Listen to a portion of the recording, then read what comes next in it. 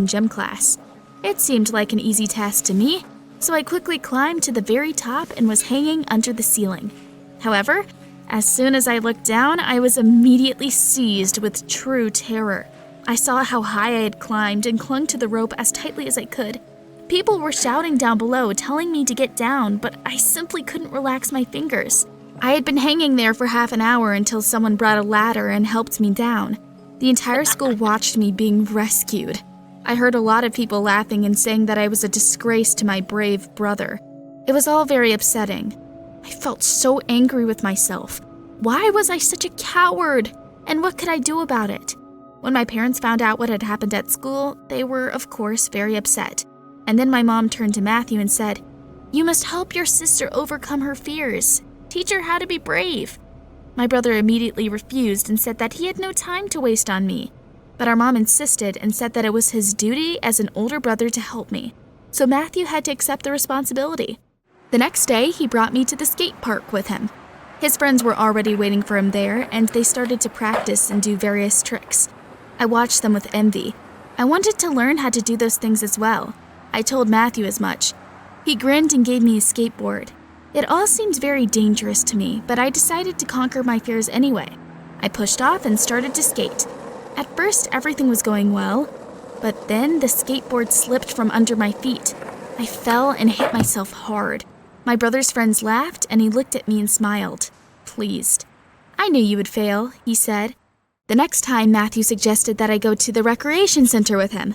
There was a very high rock climbing wall in it, and my brother said that he would teach me how to climb it. I thought it was a bad idea because I was afraid of heights, but he insisted and said I could do it. So I had to agree. We came to the center, and I saw that climbing wall. It looked extremely high and dangerous. I decided that I wouldn't climb it for anything, but then I saw that my brother's friends were watching and waiting for my decision. I thought I'd let Matthew down if I refused, and so I agreed. I started to climb the wall and got higher and higher. At first, everything was going well, until I looked down, that is. I had climbed so unbelievably high. That's when I got paralyzed with fear once again. I clung to the climbing holds of the wall and couldn't move either up or down.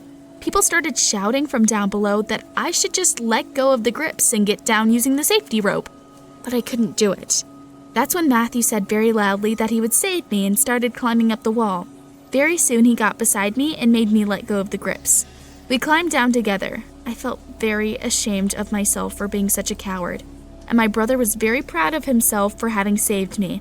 At that moment, I realized that he had brought me to the climbing wall on purpose, so that he could show off his bravery and nobility to his friends. I felt wronged by my brother once again. He had never intended to help me become brave. I was sitting in my room feeling miserable. It frustrated me to no end that I couldn't overcome my fears, and that Matthew had just been using me to make himself look good. But then my thoughts were interrupted by my mother, who had come into my room. She said that Matthew had gone to the pool with some friends, and I could go with them too. I refused, but my mom said that if I kept acting like that, I would probably spend the rest of my life sitting in my room, afraid to come outside. I didn't want to argue with my mom anymore, so I grabbed my things and followed my brother to the pool. When I arrived, I immediately saw my brother with a group of his friends. They were chatting happily on the edge of the pool. I didn't want to join them, but they noticed me and started shouting for me to come closer to them. So I went over and sat down next to them. Matthew found out why I was there and suddenly came up with an idea. "Listen, Molly, you should jump into the water from the highest diving tower," he said cheerfully. I looked at it and realized that I would never dare to do such a thing. It was extremely high. So I immediately gave up on that crazy idea. But my brother tried to convince me to do it and said that he would even jump with me. But that didn't make me feel any better. I told Matthew that I simply couldn't do it, but there was no stopping my brother. He took my hand and pulled me up to the top of the tower. I resisted as hard as I could, but he was stronger. And then we were finally at the very top. I looked down and almost fainted. I'd never been so terrified. "Don't be afraid, come on. On the count of 3, said Matthew cheerfully. My knees started to shake.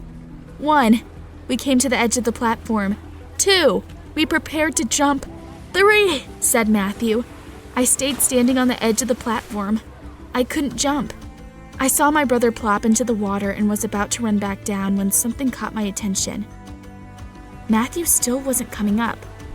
More than that, he was lying at the bottom of the pool, unmoving. I knew at once that something bad had happened. He must have hit his head and passed out. But he would drown like that. No one around noticed that my brother needed help. I started shouting, but no one could hear me over all the noise around. Matthew had been underwater for a long time already. So without a second thought, I took a step forward and jumped down. I wasn't afraid at all. All I wanted was to save my brother. When I pulled him out of the water, his friends immediately ran up to us. They helped me, and we quickly got Matthew to wake up. Then people started applauding and saying that I had done a very brave thing and saved my brother. I couldn't believe I'd done it. But then I realized that I had conquered my fears, and that was very pleasant. The next day, I became the star of our school. Someone had filmed my heroic act on a smartphone, and I quickly became popular. Reporters came to interview me, just like they had come to my brother in the past, and I felt happy. It turned out that being brave was very cool. I decided that I would eventually manage to overcome my other fears as well. The most important thing was that I had taken the first step. When I came home after school, my parents congratulated me as well. My mom said that she was very proud of me and happy that she had such a brave daughter. And then, when I was alone in my room, Matthew came up to me and asked me to forgive him. "Molly, I know I haven't been treating you well," said my brother. I smiled and said I wasn't mad at him at all. He was still my cool big brother. That's how I overcame my fears and made Matthew treat me well once again. How do you like my story? Write in the comments down below if you're still struggling with your fears and whether your loved ones support you.